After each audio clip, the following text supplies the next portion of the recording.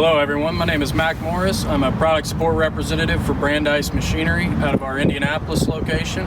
Today I'm going to be talking to you guys about how to decrease your undercarriage cost. The first tip I have for that is routinely cleaning out your undercarriage. As you can see, this machine has recently been cleaned out. When you clean it out at the end of every shift, it becomes less of a nuisance. It takes less time to clean it out. When you don't clean out your undercarriage, material begins to compact inside of it. That material is highly abrasive, and that material can seize up top rollers and bottom rollers and cause them to flat spot.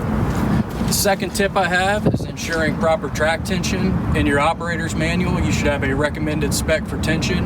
When you are too loose from that spec, your chains will begin to slap. You'll start to begin to notice wear along the sides of the links.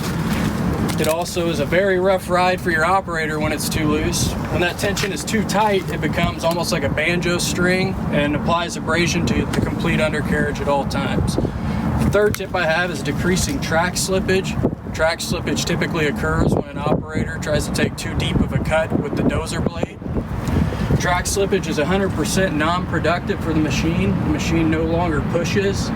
It increases wear on your undercarriage, increases strain on your powertrain, and also increases fuel consumption.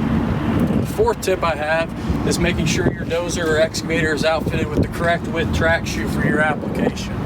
When you have too wide of a track shoe, it increases the likelihood of shock and load going to your bushings, pins, and seals. This could lead to a dry joint.